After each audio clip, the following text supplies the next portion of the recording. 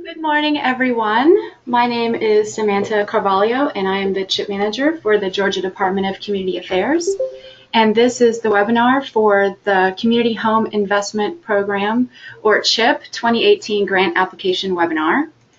Before we get started, I did want to make a couple of comments. I set this up as a go-to meeting instead of a go-to webinar, and I can see that we have reached the maximum capacity of attendees of 26.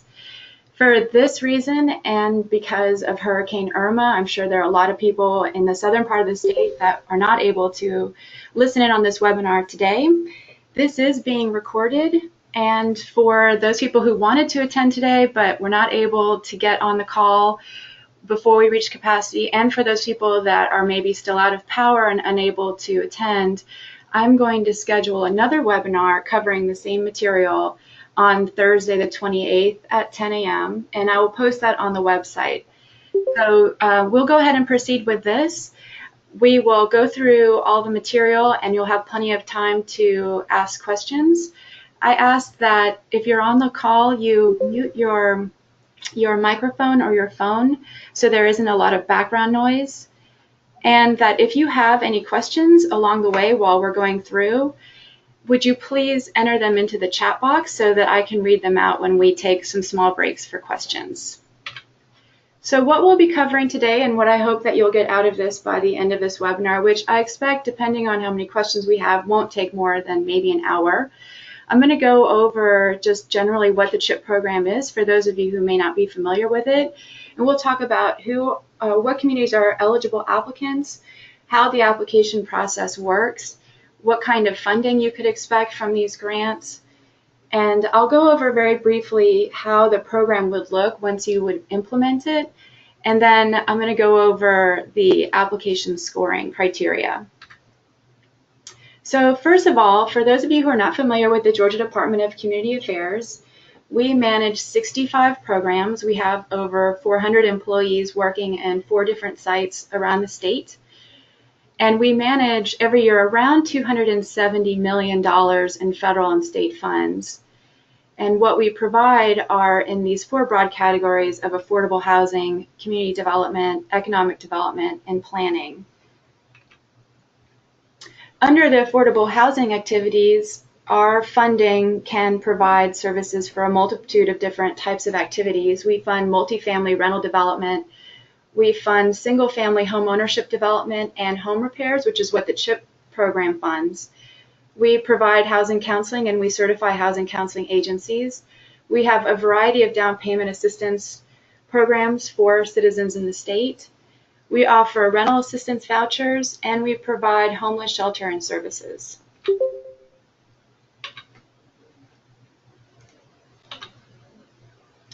For the CHIP program, the funding source is federal. It's the HUD Home Investment Partnership Program. Because it's federally funded, it means it comes with a lot of federal requirements. We receive $15 million total to the state of Georgia, of which we devote about a third of it every year to the CHIP program in the form of grants to local governments, nonprofits, and public housing authorities, which means depending on the funding amounts for each grant, we'll fund between 10 and 15 grants per year. Our goals are to locate these funds in communities that have the ability to spend them wisely, that have good program designs and qualified staff to undertake the work. We want to see that you can demonstrate that there is a clear need for our assistance in your community. And we also want to see that the CHIP funds are aligned with some good community planning and would hopefully be contributing to a larger effort to redevelopment your target areas. We're funding 2 activities under this round of funding: home repairs for owner-occupied homes. And what this typically means is that grantees can apply for funds to assist between 4 and 10 different homeowners during the grant cycle to do routine repairs to their homes, such as roof repairs and updating heating and air conditioning. Usually the homeowners are people who are older and on a fixed income who plan on staying in their home for a really long time.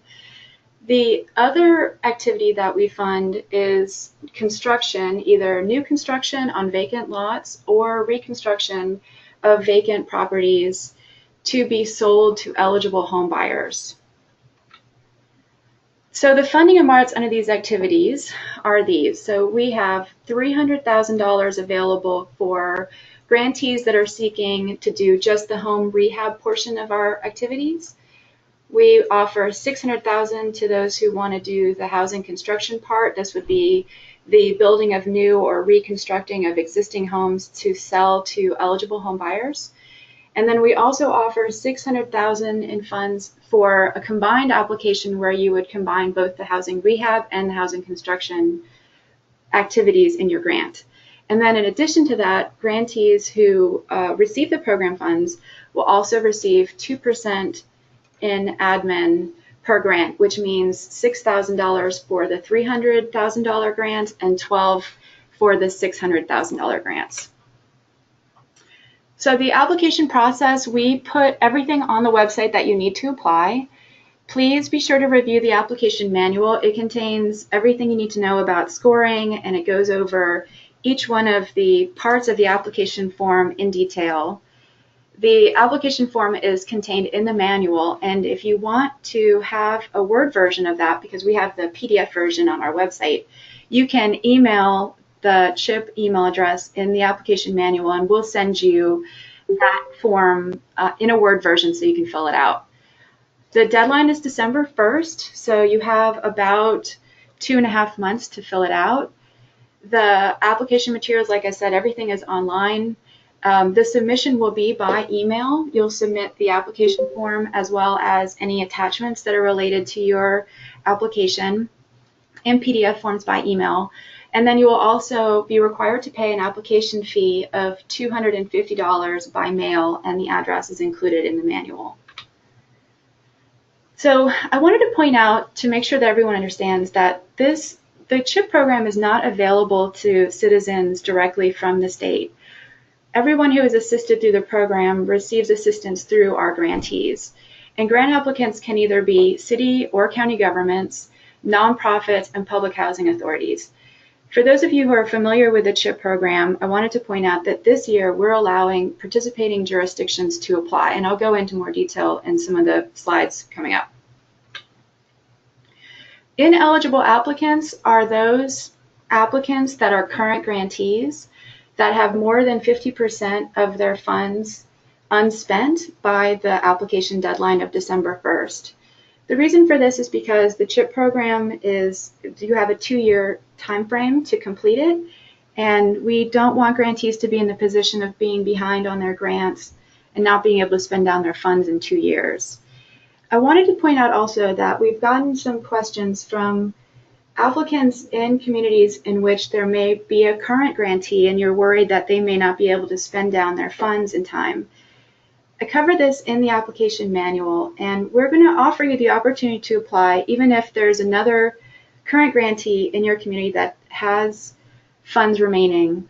But you'll have to really demonstrate that you're not going to be competing for the same homeowners in the same target area, or that there's going to be any trouble getting qualified contractors to work on the jobs who might also be working on the other CHIP grants. So as I mentioned earlier, we are funding participating jurisdictions this year. We're funding 2 pools. So we are limiting the amount of funds that we will give out to participating jurisdictions to 30%, which means that if we get a great number of high-scoring participating jurisdictions applying, we will cap that the funding to them at 30% of whatever our final CHIP award amount will be. So to use the example of $5 million, if we're going to do $5 million this year in CHIP awards, then we will limit the amount to participating jurisdictions to $1.5 million. The rest of the funds will go to our grantees throughout the state that are non-participating jurisdictions. So what is a participating jurisdiction? These are the participating jurisdictions in Georgia. These cities and counties receive the home funds directly from the federal government. The reason why we have not offered CHIP in the past, or well, in the last 2 grant cycles anyway, to these recipients is because they already received the funds from HUD. But we're taking an approach this year where we're trying to look at areas within the state that are having some issues with affordable housing and seeing if there might be a way for us to contribute some of our home funds to the home funds that are already in these communities to deal with that issue. I also want to point out that we are requiring that if PJs are going to apply for CHIP funds, that they must provide 50% in cash match in the application. So I'm going to stop right now and give you all a chance to ask some questions. I know I've gone over a lot of materials so far. I am going to try to unmute everybody, and we'll see if this will be okay. It might be a little noisy, and if it is, I might have to mute you and ask you to submit your questions in the chat box. So I'm going to unmute for a second and see. Okay, everybody. Does anyone have any questions so far?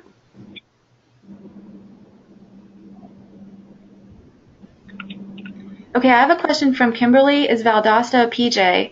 I'm glad you asked that question because Valdosta is not a participating jurisdiction. In other words, Valdosta does not receive home funds from the federal government, but Valdosta is an entitlement community, and entitlement communities receive CDBG. So CDBG is another HUD funding source. The state receives CDBG, and we are a state entitlement. By law, CDBG recipients can't have CDBG from the state, but home recipients can. And there's a distinction between the formula that HUD uses for how they designate CDBG entitlement communities and how they designate home communities. The communities listed here are all of our home communities. If your community receives CDBG, you will also be able to apply. Okay, Wesley says, are nonprofits and PJs required to provide the match? No, they are not required to provide the match. I will say something about match though right now, and I'll cover it in the scoring, that we do provide more points for those applicants that do provide some amount of match, but match is absolutely not required to participate in the CHIP program. Okay, let me see what other questions I have here. Okay, Brenda, it looks like you may have wanted to ask a question, but it didn't come through. All right. So I'm going to go ahead and keep going. And if you have questions, like I said, feel free to keep filling in the chat box, and I'll get to them when we get to the next question break.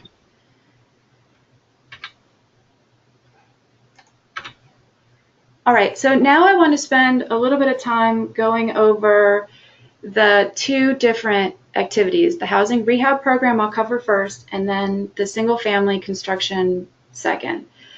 The housing rehabilitation program, what we estimate is that the houses will require around $50,000 for home repairs. Now, in some parts of the state, this may be higher. In some places, it may be lower. But I have a feeling that, at least in the near future, the prices will be higher because of these two hurricanes that we recently have bringing up the cost. We have to make sure with the home rule that we bring all the repairs up to code. So if you're working in a house, unfortunately, you can't do something as small as putting on wheelchair ramps, which I think would be a great benefit to people in the state. Once you start working in a house, you have to address any code issues that come up. In addition to that, any houses that are built prior to 1978 will need to have lead testing and possibly abatement on those issues that may come up when you're looking at the other problems that need to be repaired in the home, which is why the price of repairs can be as high as they are. Typically what we see are roof repairs, replacing old windows, updating the electrical and plumbing, maybe putting in heating and air conditioning, and then ceiling and floor and wall repairs and kitchen cabinets. There's a lot of different things that can go into these home repair projects. Each grantee will receive $300,000 per home in project delivery costs to cover your expenses for working on each house, and that's in addition to the 2% in admin that you'll also receive to manage this grant. Now, the homeowners themselves, they receive this support as a 0% interest 5-year forgivable loan. In other words, they sign paperwork that says that as long as they stay in their house for 5 years, they won't have to pay back any of the money that went into repairing their home. But if they choose to sell during that time period, they may have to owe back a portion of those funds. I would strongly encourage you to review the CHIP administration manual that is on the website in the list of links that are with this application. This is intended for current CHIP grantees who receive their awards, but I think it's a helpful step-by-step review of how these programs work. What I found is that many people find them to be more difficult to administer than they expected them to be, mostly because we have a lot of federal requirements that come into play on these projects. Grantees are responsible for qualifying the homeowner and making sure they're income eligible and they meet the other requirements, making sure that you can find qualified contractors and that you oversee their work, doing the work write-ups and working with the building inspection department to do inspections throughout the projects, finding qualified lead testers to do the lead testing, performing the environmental reviews, which, just so you know, this is different from doing a phase one. This is mostly just finding maps to substantiate that you're not assisting someone in a floodplain or that you're not going to be doing damage to historic property, that sort of thing. And then we also require you to process all the loan documents and deeds that are required to make sure that homeowner has that 5-year affordability period. For the single-family development grants, I would also encourage you to look at the recipient's manual that covers this section of the grant. We don't have a limit to the amount that we expect for the construction of these homes because, of course, depending on whether you're building something new or if you're doing repairs to a current unit, it's going to be a very different amount of funding. We offer $5,000 per home in project delivery costs to the grantee, up to 15% or up to $20,000 for a developer fee. And then we offer a homebuyer subsidy, which is not a down payment assistance funded amount that goes to the homebuyer, but it does lower the sale price from the construction cost so that it can be more affordable. And depending on the amount of subsidy that we put into the unit, the homebuyer may have an affordability period of up to 15 years. So it's somewhere between 5 and 15 years, depending on the funding amount. And what that means is that if they sell during that time period, they'll have to owe some of that money back. Now, it wouldn't be the total amount of the money that goes into the project. It would be the amount that was subsidized. And if any of you want to talk further with me about the financing for this part of the grant, I would strongly recommend that you schedule a conference call with me so I can go over some examples with you, because I found that this can be a bit complicated to try to figure out how to manage. And I want to make sure that you understand it fully before you decide to apply. Now, I also wanted to point out one of the benefits of doing this program is that any proceeds that you receive after the sale of the house can go into an account that you manage to do other affordable housing activities. So it can have a multiplier effect. We will require in your application that you analyze the market and determine whether there really is a market for affordable housing construction in your area. We are going to give points to those those applicants that are able to say that they have site control, which means they either own or have a long-term lease or an option to buy the property that they're planning to build on. And we want to see that your projects are ready. We want to see that you already have plans and specs in place and photos, cost estimates. And if you're in a historic neighborhood or if the home itself is historic, we want to make sure that you have done some preliminary assessment of whether the house will pass historic preservation clearance. The most important thing I think about planning for these is that you have to make sure that you're going to be able to sell the house within 9 months of construction completion.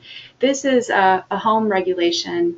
If the houses are not sold within 9 months, they have to be transferred to rental, which would mean that you would have to manage it as rental property. And so it's very important that within your program design, you try to find home buyers who are qualified and ready to buy the house before construction finishes, so that we won't have to worry about you missing this 9-month deadline. So in this case, as I was describing before for the housing rehab, grantees are responsible for finding a developer to work on these houses, building and renovating the house, of course, qualifying the home buyers. Home buyers have to take a pre-purchase housing counseling class, and so you may have to find a program partner in your community to provide this, or you might be providing it yourself. And then, of course, selling the homes and filing the affordability period liens. So, okay, I'm going to break again for questions. Let me see what everyone is. I'm going to unmute you again and then see what everyone has written in. Okay, just a second. Okay. So Teresa asked about match. I'll cover match at the end with some examples. Vanessa says, we test for both lead and asbestos. Is asbestos required? Asbestos is required if you're going to demolish the property. And I think I might want to talk to you about this more to see if that's something that you may want to continue to require as part of your local policies, or if we may not need you to do it. So Vanessa, you and I should talk after this meeting about your Valdosta grant. Okay. So if there's no other questions, just give you a second, and then I'll move on. Okay.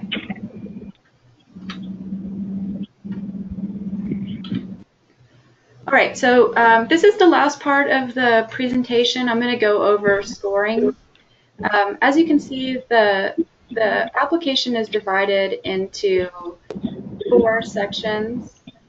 The most points are in the capacity, and this is because we want to fund programs that are well suited and ready to do the home repairs and to build the units. And then we are also interested in making sure that you can justify that there is a need in your community for these funds. And we want to see how CHIP funds will fit within your larger affordable housing planning for your community. And lastly, under leverage resources, this is a section from your budget which will tell us if you're providing match funds or match resources. And I'll go over what that means at the slide that's about leverage resources. So for capacity and project readiness, capacity to us, that just means we're going to be looking at narratives from you stating what experience the grantee, well, the applicant has to successfully manage rehabilitation and or new construction projects. Now, it's if you don't have experience managing CHIP, that's okay. We just want to see that you've had done some projects in the past to construct housing, to work with citizens, etc. And then the second part of that is your staff and or your grant administrator's years of experience. Many applicants and grantees will hire grant administrators who have worked with CHIP throughout the state to administer their grants. And if this is something that you might be interested in pursuing, I'd be happy to talk to you about finding a grant administrator within your part of the state who might be able to help you. DCA does not currently have a list of qualified grant administrators for CHIP. We do in the future plan on doing a program to qualify grant administrators because we're finding that there are underrepresented areas in the state that we would like to reach out to and support. But at the moment, we don't have a qualified list, but we do have some people we have worked with who do have experience that we can send your way if you need to.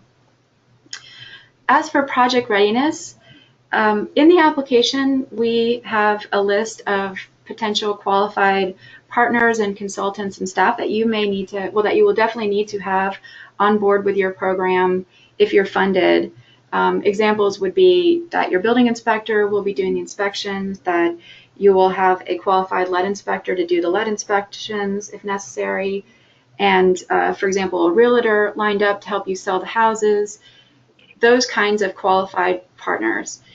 If you already can say that you've got people and or firms lined up to help you, then we'll give you some more points because it means you'll be able to get started right away. For the housing construction portion, we want to see that you have site control and that you already have plans ready for the houses. For need, there are 3 different items that we're looking at. The first one is we wrote this application and put together all of this before Hurricane Irma, of course. So, but there were some pretty disastrous storms in Georgia last year. So we're going to give a point to those counties affected by the tornadoes and flooding. And those counties are listed in the application. At the moment, we don't have the list of federally designated disaster areas for the counties in Georgia affected by Hurricane Irma. But I will update the website and update the information to include those as that becomes available. The other thing that we're looking at in need is poverty rate. There are more points available for neighborhoods that are in higher poverty areas to do housing rehabilitation, but the opposite is true for the houses that we want to build and renovate. And we want to see that you're putting affordable housing options in communities that may not be affordable or soon not to be affordable. So we're looking for a lower poverty rate to get higher points in that area. We have another category in the need section of the application where we're looking to try to fund grantees that are in counties that have not already been served. So this is a map that's in the application packet, and you can see a lot of white counties where we have not given out a CHIP grant to a grantee within those counties in more than 10 years. And so we will be giving more points to those communities that have not been served. Also under need, we want you to help to justify why it is that you would need CHIP funds in your community. And so for housing rehabilitation, we want to see a narrative and pictures of examples of existing homes. I'm not asking you to select the homes already before you apply. And the reason for that is because we need to make sure that after you get a contract, that we're following all of the fair housing and equal opportunity laws that are applied to this grant and advertise this program to people following those rules. But if you drive through your community that you're planning on using as your target area and you take some pictures of some existing homes, that will help us to see what the conditions of the houses in the community are. And then under the new construction or rehabilitation of houses for sale, we really need you to demonstrate that there is a demand for houses in the community and that you'll be able to sell them. And so in the application, we have a few questions we're asking you to answer on those to make sure that we can justify the need for new construction or rehabilitation of affordable housing to sell. So under the section for planning, we have 2 items. One is participation in the GIC program.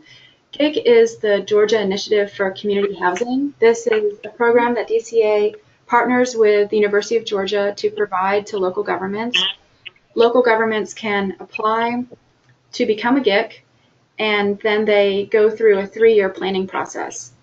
And so within the CHIP application, we're asking you to indicate if you are a GIC community, and if so, what year you're in, and to list out the meetings that you've had in the last year.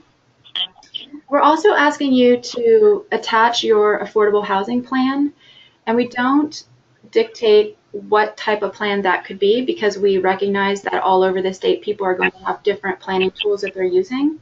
But we are asking you to indicate in your plan that you're meeting at least some of these criteria. In other words, that it's adopted by your local government, that you've had some kind of public input process to determine the goals in the plan, that your plan is new. In other words, it's less than 4 years old, although if it is a plan that was created more than 4 years old, that you have something in there showing that it's been reviewed and updated, that the target area that you're identifying for your CHIP grant is included in your plan, and that the goals of CHIP, in other words, building affordable housing or renovating housing for existing homeowners, are included in your plan.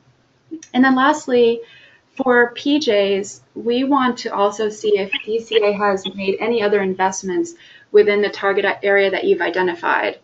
And so you'll receive points if you haven't done some investing. And then for those non-PJs, you will just automatically get those points. Okay, so lastly, I wanted to talk about match. You will receive points for match, but as I said before, match is not required. And we are talking about both cash and in-kind. So cash could be from other grants.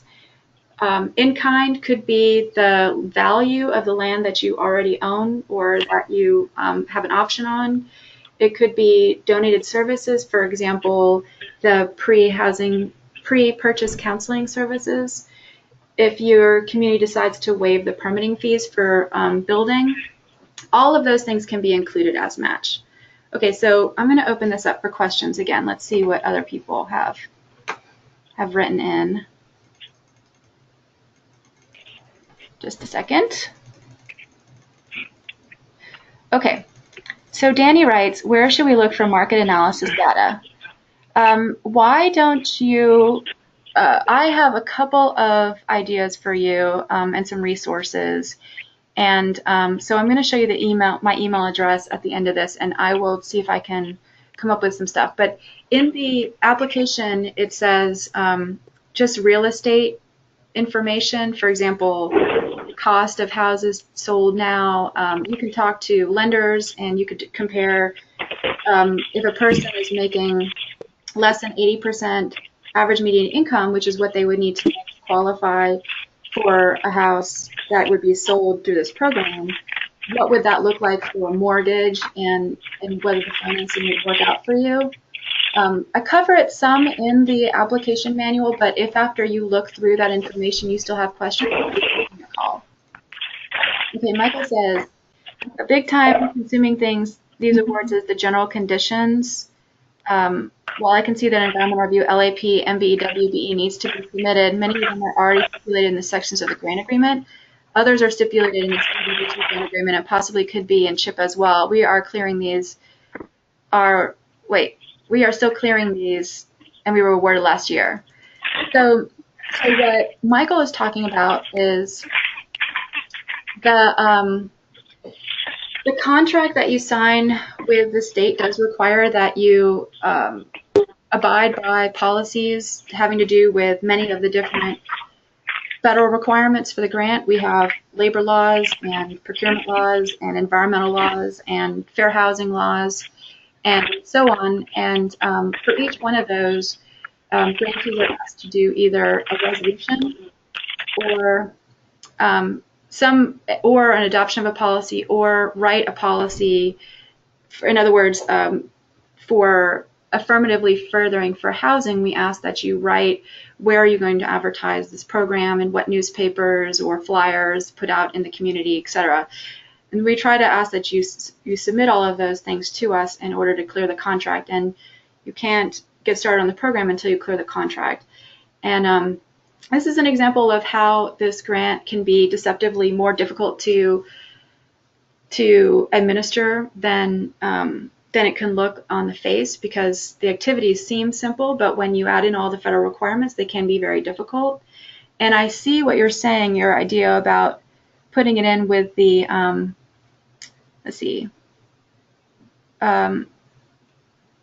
stipulated in sections of the grant agreement, and that is definitely something that we should look into to try to streamline the process. So thank you for your comment, Michael. All right, Teresa says, are there updated HUD UPCS guidelines for communities to refer to when planning? As far as I know, HUD has not updated the UPCS requirements for home yet. UPCS is the Universal, I can't remember what it stands for. It's the written guidelines for housing quality. And I can try to find the resource for that and send it to you, but as far as I know, it was always still in the planning stages with HUD for home funds. But we do have training available throughout the state for people to get UPCS certified. It allows them to meet the standards for going in and inspecting the units. Okay, Christina says, do you ever provide samples of the required paperwork to new organizations that are applying that may need assistance? If you're talking about samples of the application, I don't currently have any samples of the application paperwork. If you're asking about the samples of the paperwork that you would have to complete for the houses once you receive assistance, we can certainly send you a sample file that has been redacted so you can see what the once you receive the award, what the program will look like. Okay, so those are all the questions I received so far. So I'm going to go ahead and move on. Okay, so this is my contact information. Again, my name is Samantha Carvalho. This is the website, the email address for CHIP. And this is where you will be submitting your application materials also, but this is where you can email if you have any further questions, if you want some follow-up after this webinar, if you want to schedule a conference call with your team at any time between now and the deadline. My phone number is below. You can give me a call anytime.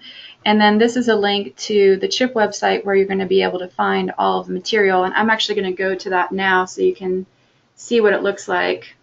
Those of you who are on the call today have already gone here because this is where you got the webinar information. But I wanted to point out a couple of things. So the application manual is this. Let's see if I am showing you. Okay, so this is the application manual, and the application itself starts here. This is the form that we want you to fill out, and it's provided on this website as a PDF, but I would like you to email the CHIP email address to get the Word version of the file, and you can fill this out. The application manual itself contains the submission instructions, so I'm just going to go over those really quickly with you. The deadline is December 1st, like I said, by 4 p.m. And you will submit it by email. You will submit the application form, and then the following are PDF forms we're requiring. Some of these may not apply to you depending on which part of the application you complete. The application fee of $250 should be payable to the Georgia Housing and Finance Authority and is due the same day as the application is due by email, and you would send it to this address. And then the application requirements follow in this document.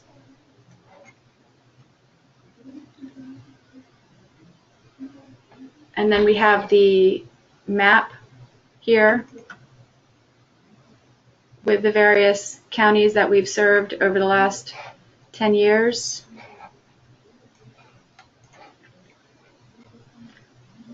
And then lastly, on the last page, we have our notice of funding availability, which is also posted to our website. In addition to this, we have the the administration manual,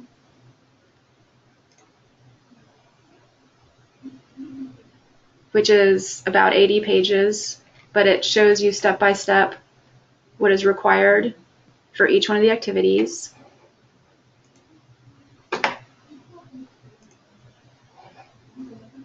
And then we also have a list of our current CHIP grantees so that you can see who have open grants in the state of Georgia right now. This is updated as of September 1st. There may be some grantees here who are completing their grants at the moment. And you can always call or email to check to see if any of these grantees have open CHIP grants and will have 50% balances by the December 1st deadline. Okay, so if you have any other questions, oh, here's a question. Just a second.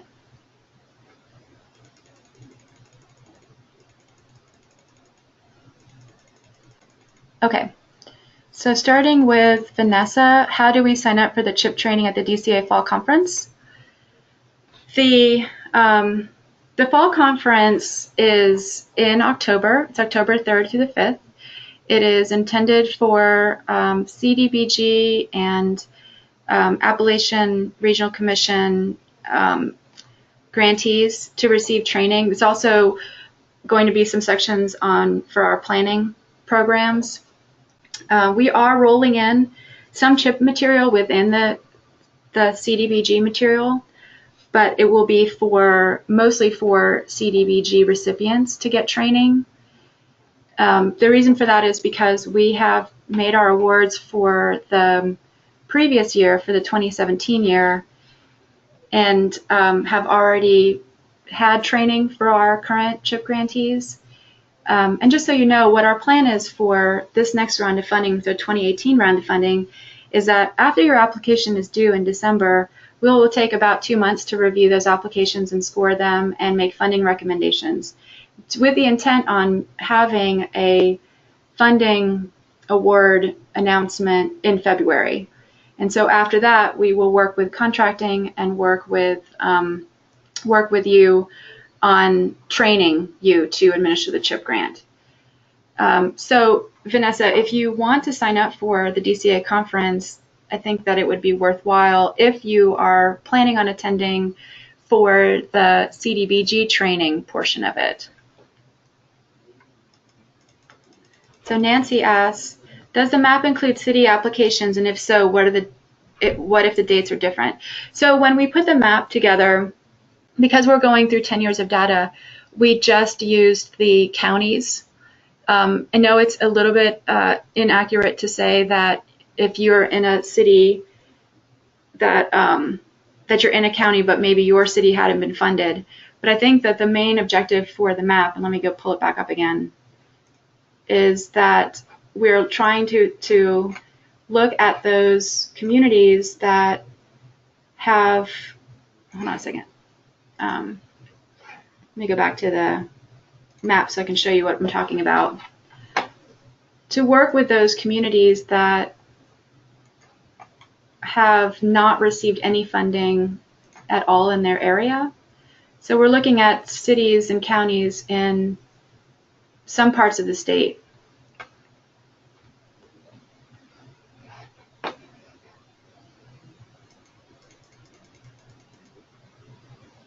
Okay, Michael asked, is the check due postmarked by the date of the due application? Yes, it is. So as long as you have a postmark date of December 1st on that check, we will accept it.